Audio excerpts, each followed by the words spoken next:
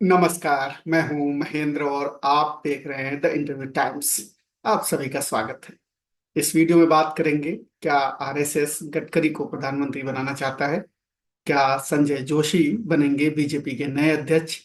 मोदी और संजय जोशी के संबंधों के बारे में, क्यों है दोनों में अदावत? आरएसएस किसे बीजेपी की कमान सौंपना चाहता है? अध्यक्ष को लेकर बीजेपी और आरएसएस में क्यों ठन गई है? अध्यक्ष बनाने में मोदी की चलेगी या भागवत की?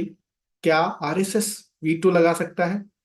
आरएसएस का 2029 के चुनाव को लेकर क्या है मास्टर प्लान? इन सवालों के जवाब तलाशेंगे इस वीडियो में, इसलिए बने रहिए हमारे साथ। अगर आपने अभी तक हमारे चैनल को सब्सक्राइब नहीं किया है तो प्लीज कर लीजिए। सबसे पहले बात करते हैं उस खबर की जिसकी चर्चा इन दिनों खूब है। वो ये कि आरएसएस संजय जोशी को बीजेपी का अध्यक्ष बनाना चाहता है, लेकिन बीजेपी का शीर्ष नेतृत्व तो अभी ओके नहीं कर रहा है, यानी कि संजय जोशी के नाम पर सहमति देने में ऐतराज कर रहा है।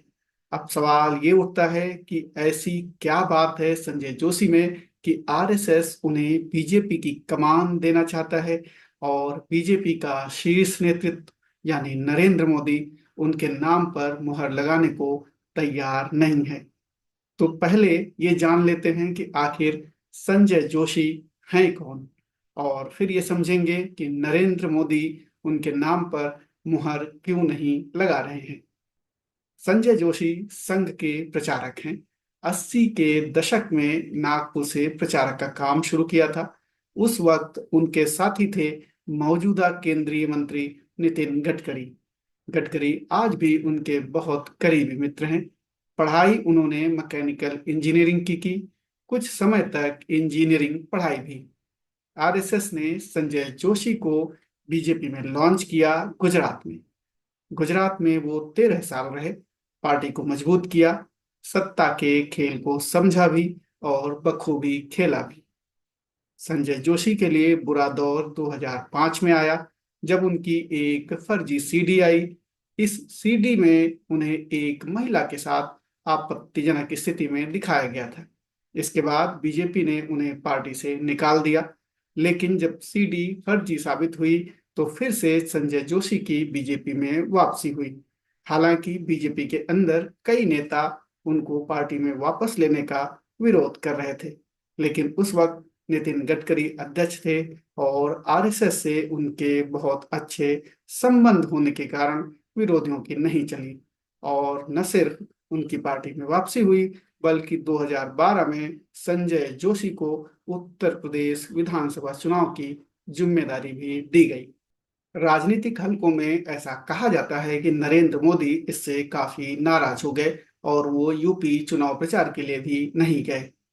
अब समझते हैं संजय जोशी और नरेंद्र मोदी की दोस्ती के बारे में, और ये दोस्ती कब और कैसे बदल गई दुश्मनी में।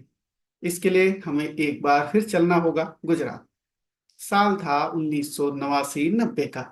संजय जोशी को आरएसएस गुजरात भेजती है बीजेपी को मजबूत करने के लिए। उन्हें संगठन मंत्री के पद पर बैठाया जाता है। उस वक्त गुजरात के संगठन महामंत्री थे नरेंद्र मोदी। दोनों में अच्छी दोस्ती हो गई और दोनों ने मिलकर संगठन के लिए खूब मेहनत की। मेहनत का फल मिला 1995 के विधानसभा चुनाव में। गुजरात में पहली बार बीजेपी सरकार बनाने की स्थिति में पहुंच गई। तब एक बड़ा सवाल सामने आया कि आखिर मुख्यमंत्री कौन बनेगा। कई दावेदार थे। दो नेताओं के नाम सबसे ऊपर थे। पहला नाम गुजरात भाजपा के सबसे बड़े नेता केशुभाई पटेल का और दूसरा नाम शंकर सिंह वाघेला का था। सत्ता का गणित बैठा केशुभाई पटेल के पक्ष में। नरेंद्र मोदी और संजय जोशी ने केशुभाई का साथ दिया। इससे शंकर सिंह वाघेला नाराज हो गए, जो कि स्वाभाविक ही था। केशुभाई पटेल महज 7 महीने ही मुख्यमंत्री रहे, क्योंकि नाराज शंकर सिंह वाघेला ने बगावत कर दी थी। बीजेपी का शीर्ष नेतृत्व इस अंदरूनी कलह से निपटने में कामयाब रहा। एक समझौता हुआ जिसके तहत केशुभाई पटेल की जगह सुरेश मेहता को 21 अक्टूबर 1995 को मुख्यमंत्री बनाया गया और नरेंद्र मोदी को दिल्ली के लिए रवाना किया गया। यहाँ से मोदी और जोशी के बीच संबंधों में दरार आनी शुरू हुई। मोदी के दिल्ली जाने के बाद संजय जोशी गुजरात के संगठन महामंत्री बनाए गए। हालांकि सुरेश मेहता की सरकार ज्यादा चल नहीं पाई। शंकर सिंह वाघेला ने 11 महीने में ही उनकी सरकार गिरा दी। पार्टी से बगावत करके शंकर सिंह वाघेला ने नई पार्टी राष्ट्रीय जनता पार्टी बनाई। 23 अक्टूबर 1996 को शंकर सिंह वाघेला गुजरात के मुख्यमंत्री बनते हैं। 1998 में गुजरात विधानसभा के चुनाव हुए और बीजेपी ने फिर से सत्ता में वापसी की। 4 मार्च 1998 को केशुभाई पटेल मुख्यमंत्री बने। हालांकि राजनीतिक पंडितों का मानना है कि नरेंद्र मोदी खुद मुख्यमंत्री बनना चाहते थे, लेकिन इसके लिए संजय जोशी तैयार नहीं हुए। मोदी और जोशी के रिश्तों में ये दूसरी दरार थी। कहते हैं राजनीति में सबका समय आता है। साल 2001 में एक बार फिर से सत्ता के समीकरण बदल गए। 2001 में केशुभाई पटेल ने स्वास्थ्य कारणों से इस्तीफा दे दिया और नरेंद्र मोदी गुजरात के मुख्यमंत्री बने। हालांकि राजनीतिक विश्लेषक ये कहते हैं कि 2001 में भुज में आए विनाशकारी भूकंप के बाद वहां रिहैबिलिटेशन का काम ठीक से नहीं हुआ, इसलिए केशुभाई को हटाया गया। वजह कोई भी रही हो, लेकिन आखिरकार गुरु केशुभाई पटेल की कुर्सी पर नरेंद्र मोदी की ताजपोशी हुई। नरेंद्र मोदी केशुभाई को अपना राजनीतिक गुरु मानते थे। नरेंद्र मोदी के मुख्यमंत्री बनने के बाद संजय जोशी की गुजरात से छुट्टी कर दी गई। उन्हें राष्ट्रीय संगठन महासचिव की जिम्मेदारी देकर दिल्ली बुला लिया गया। मोदी और जोशी के बीच अदावत की ये तीसरी किस्त थी। अब थोड़ा आगे बढ़ते हैं और बात करते हैं 2012 की, जब संजय जोशी को नरेंद्र मोदी के विरोध के बावजूद यूपी विधानसभा चुनाव का प्रभार दिया जाता है। मोदी चुनाव प्रचार के लिए यूपी नहीं जाते हैं। दरअसल 2013 में गुजरात में विधानसभा चुनाव होने थे। नरेंद्र मोदी हर हाल में चुनाव जीतना चाहते थे, जिससे कि 2014 में वो प्रधानमंत्री पद के सबसे बड़े दावेदार बन सके। उन्हें लगता था कि केशुभाई पटेल और संजय जोशी खेल कर सकते हैं। उनका गणित ये था कि संजय जोशी को पार्टी से बाहर ही रखा जाए। मोदी 2013 में विधानसभा चुनाव भी जीतते हैं और 2014 में लोकसभा चुनाव भी।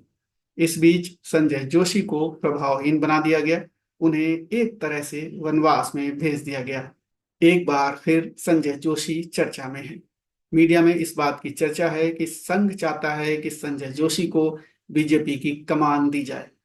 आरएसएस ने बीजेपी को अपनी तरह से अनुशासित करने की ठानी है। हालांकि लोकसभा चुनाव के दौरान बीजेपी अध्यक्ष जेपी नड्डा कह चुके हैं कि बीजेपी अब आत्मनिर्भर हो चुकी है और पार्टी को संघ की जरूरत नहीं है। लेकिन क्या वाकई संघ अपने बनाए हुए संगठन को यूं ही बेलगाम छोड़ देगा? दरअसल ऐसा न पहले कभी हुआ है और न अब होगा। संघ कभी भी ये बर्दाश्त नहीं करता है कि उसके सामने उनके ही किसी संगठन का नेता या मुखिया इतना बड़ा हो जाए कि संघ की लगाम वहां तक न पहुंचे। संघ की ताकत बीजेपी से बड़ी है। संघ का संगठन वहां भी है जहां बीजेपी नहीं है, जैसे कि दक्षिण के राज्य। संघ प्रमुख मोहन भागवत कई बार सार्वजनिक तौर पर बीजेपी के शीर्ष नेतृत्व को सरल शब्दों में समझा चुके हैं। बताया ऐसा जा रहा है कि इस बार संघ ने फैसला कर लिया है कि संजय जोशी को बीजेपी की कमान दी जाएगी, जिससे कि 2029 के चुनाव को जीता जा सके। बताते हैं कि संघ बीजेपी से कई मुद्दों पर नाराज है, जैसे कि किसानों का मुद्दा, श्रम कानूनों का मुद्दा, बीजेपी में हर तरह के कांग्रेसी नेताओं को भरने का मुद्दा, बीजेपी के पुराने नेताओं और कार्यकर्ताओं की अनदेखी का मुद्दा। ऐसे तमाम मुद्दे हैं जिससे संघ बीजेपी से खफा बताया जाता है। इस बात की बड़ी चर्चा है कि क्या 2029 में नितिन गडकरी देश के प्रधानमंत्री बनेंगे। दरअसल ये चर्चा तो इस बार के चुनाव के दौरान भी खूब थी कि यदि बीजेपी अपने दम पर सरकार नहीं बना पाती है तो फिर प्रधानमंत्री बनेंगे नितिन गडकरी। बात 2029 की करें तो इसके पीछे कई तर्क दिए जा रहे हैं। पहला कि मोदी की लोकप्रियता कम हो रही है। दूसरा, मोदी की उम्र भी 2029 में 79 साल होगी। तीसरा, पार्टी का चुनाव में प्रदर्शन खराब चल रहा है। ऐसे में पार्टी को नई सोच वाला सेनापति चाहिए, जो कार्यकर्ताओं में जोश भर सके, जो बीजेपी के मूल कार्यकर्ताओं को यकीन दिला सके कि पार्टी और सरकार में उनकी सुनी जाएगी, उनको उनका हक भी मिलेगा। वहीं प्रधानमंत्री पद के लिए ऐसा चेहरा चाहिए जिसकी स्वीकार्यता संघ और बीजेपी के अलावा विपक्षी पार्टियों में भी हो, जनता के बीच लोकप्रिय भी हो। ऐसे में नितिन गडकरी संघ की पहली पसंद हो सकते हैं। उनके पक्ष में ये सारी बातें हैं। वो हमेशा से संघ के विश्वास पात्र रहे हैं। उनके और संजय जोशी के बीच बेहद अच्छे संबंध हैं। इसके अलावा जाति भी एक बड़ा फैक्टर है। संघ की ये रणनीति 2029 के चुनाव के मद्देनजर है। बीजेपी का शीर्ष नेतृत्व इसी रणनीति को पसंद नहीं कर रहा है। मामला सिर्फ संजय जोशी को अध्यक्ष बनाने भर का नहीं है। आप क्या सोचते हैं इस मामले पर? हमें कमेंट करके बताएं। आपने अभी तक इस चैनल को सब्सक्राइब नहीं किया है तो प्लीज सब्सक्राइब कर लें। फिलहाल इस वीडियो में इतना ही। नमस्कार।